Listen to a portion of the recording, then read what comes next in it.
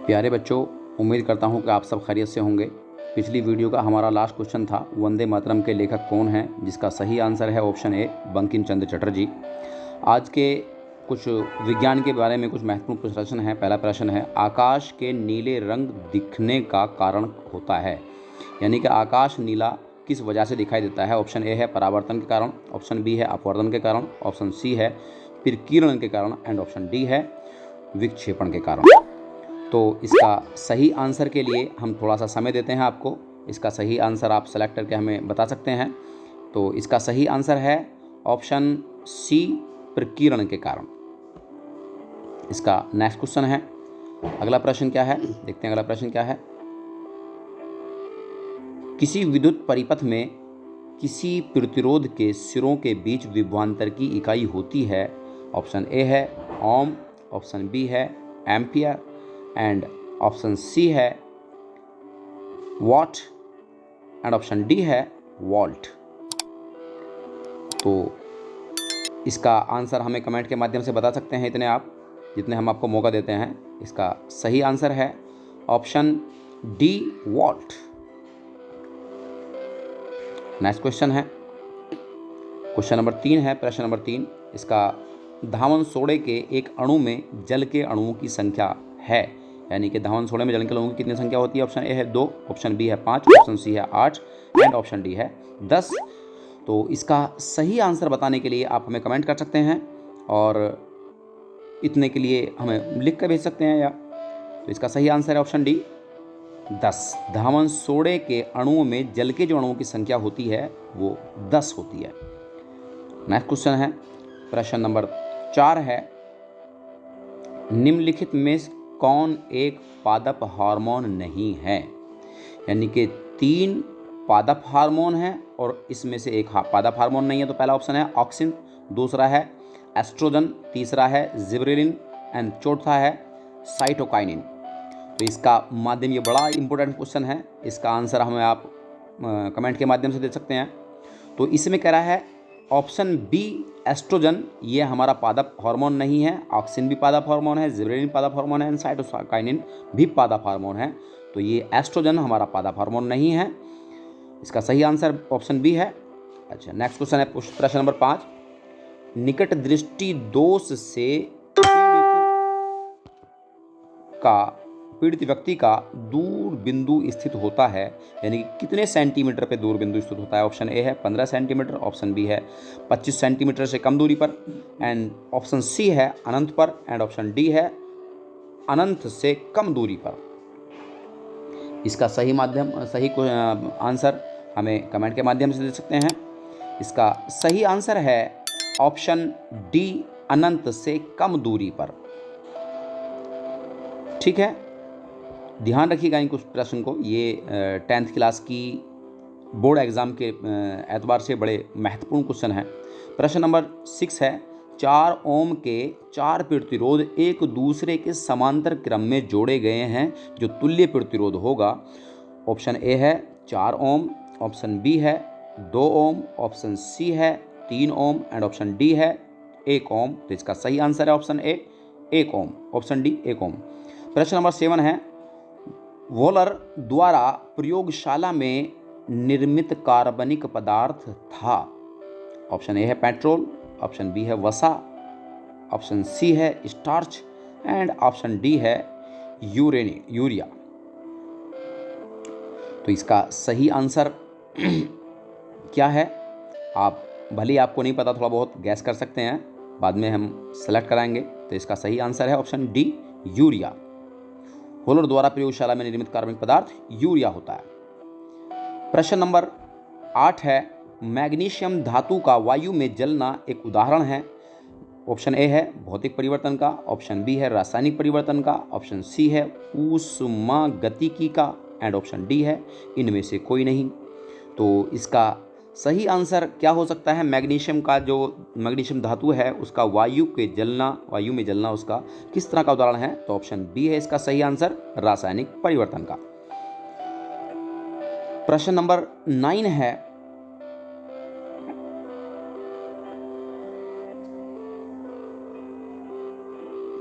प्रश्न नंबर 9 है, German silver में कौन सी धातु नहीं होती?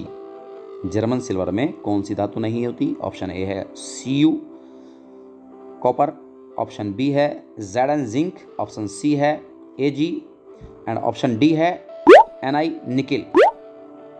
तो इसका सही ऑप्शन हमें आप कमेंट के माध्यम से बताएं। इसका सही ऑप्शन है ऑप्शन सी Ag। प्रश्न नंबर 10 है, नेक्स्ट प्रश्न नंबर 10 का है,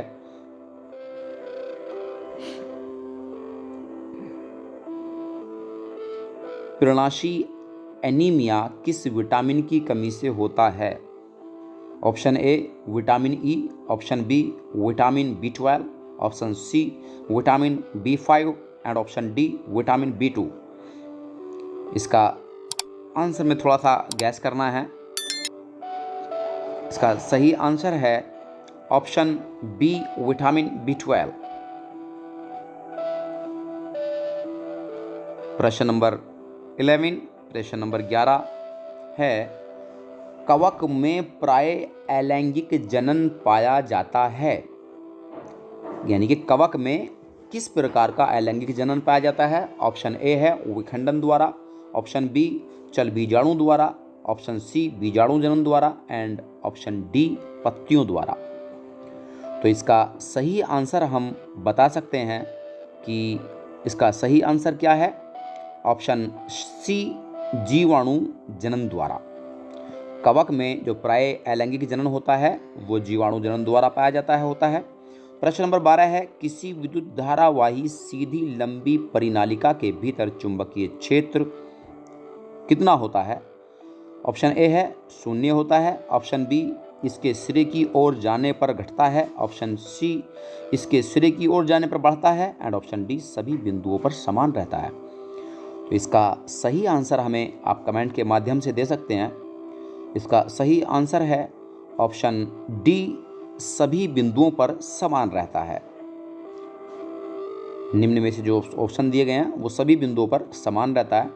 तो अगला प्रश्न है प्रश्न नंबर 13, पृथ्वी की भूपर्पटी में प्राकृतिक रूप से पाए जाने वाले तत्वों या यौगिक को कहते हैं?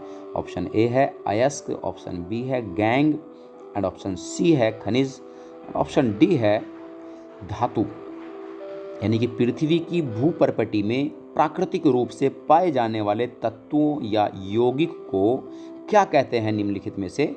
अयस्क कहते हैं, गैंग कहते हैं, खनिज कहते हैं, धातु कहते हैं। ऑप्शन सी इसका सही आंसर है खनिज। अगला प्रश्न है प्रश्न नंबर 14। प्रश्न नंबर 14 में क्या कह रहा है, एक आहार श्रृंखला में तीसरे पोषी स्तर पर हमेशा कौन रहता है? ऑप्शन ए है मांसाहारी प्राणी, ऑप्शन बी है शाकाहारी प्राणी, ऑप्शन सी है अपघटक एंड ऑप्शन डी है उत्पादक। एक आहार श्रृंखला में तीसरे पोषी स्तर पर हमेशा निम्नलिखित में से कौन रहता है? इसका सही आंसर ऑप्शन ए है मांसाहारी प्राणी। मांसाहारी प्राणी एक आहार श्रृंखला में तीसरे पोषी स्तर पर हमेशा बने रहते हैं। नेक्स्ट क्वेश्चन है प्रश्न नंबर 15, पादप में जाइलम उत्तरदायी है? किस चीज़ के लिए उत्तरदायी है पादप में जाइलम? ऑप्शन ए है जल का वहन करने के लिए, ऑप्शन बी भोजन का वहन करने के लिए, ऑप्शन सी अमीनो अम्ल का वहन करने के लिए एंड ऑप्शन डी ऑक्सीजन का वहन करने के लिए। प्रश्न फिर देख लीजिएगा, पादप में जाइलम उत्तरदायी है यानी कि पादप में जाइलम किस चीज़ के लिए उत्तरदायी है? जल का वहन करने के लिए, भोजन का वहन करने के लिए, अमीनो अम्ल का वहन करने के लिए एंड ऑक्सीजन का वहन करने के लिए। सही आंसर है जल का वहन करने के लिए। नेक्स्ट प्रश्न है प्रश्न नंबर 16 है। प्रश्न नंबर 16 में क्या कह रहा है देखते हैं। प्रश्न नंबर 16 है, निम्नलिखित में से कौन सी धातु साधारण ताप पर जल से अभिक्रिया करती है? ऑप्शन ए है कॉपर के साथ, ऑप्शन बी है लोहा के साथ एंड ऑप्शन सी है जस्ता के साथ एंड ऑप्शन डी है सोडियम के साथ। फिर देख लीजिए क्वेश्चन, निम्नलिखित में से कौन सी धातु साधारण ताप पर जल से अभिक्रिया करती है? ऑप्शन ए है कॉपर, ऑप्शन बी है लोहा, ऑप्शन सी है जस्ता एंड ऑप्शन डी है सोडियम। इसका सही आंसर है option D sodium.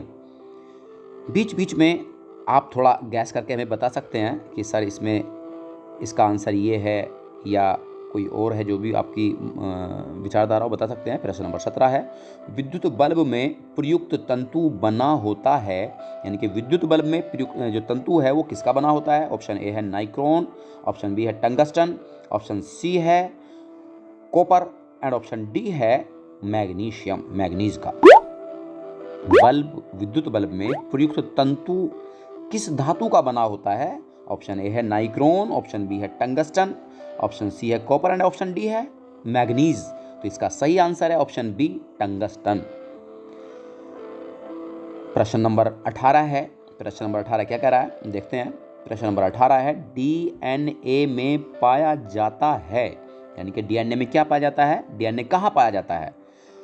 Sorry, question ही गलत है। डीएनए कहाँ पाया जाता है, तो ऑप्शन ए है कोशिका में, ऑप्शन बी है केंद्रक द्रव्य में, ऑप्शन सी है केंद्रीय में, ऑप्शन डी है केंद्रक में। तो इसका सही आंसर क्या हो सकता है।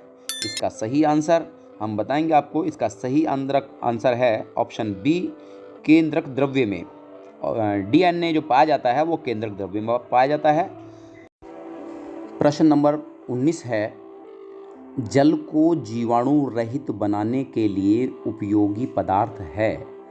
ऑप्शन ए है धावन सोडा, ऑप्शन बी है फिटकरी, ऑप्शन सी है baking soda and option D है विरंजक चूर्ण। जल को जीवाणु रहित बनाने के लिए निम्नलिखित में से कौन सा पदार्थ उपयोगी है। ऑप्शन ए है धावन सोडा, ऑप्शन बी है फिटकरी, ऑप्शन बी है सी है baking soda and option D है विरंजक चूर्ण। तो इसका सही आंसर क्या हो सकता है। इसका सही आंसर है ऑप्शन डी विरंजक चूर्ण। प्रश्न नंबर 20 है, मस्तिष्क के किस भाग को मेमोरी कार्ड कहा जाता है। ऑप्शन ए है अग्र मस्तिष्क, ऑप्शन बी है मध्य मस्तिष्क, ऑप्शन सी है पश्चिम मस्तिष्क एंड ऑप्शन डी है अनुमस्तिष्क। तो इसका आंसर हमें कमेंट के माध्यम से बता सकते हैं। तब तक के लिए टेक केयर, गुड बाय, अपना ख्याल रखिएगा। तब तक के लिए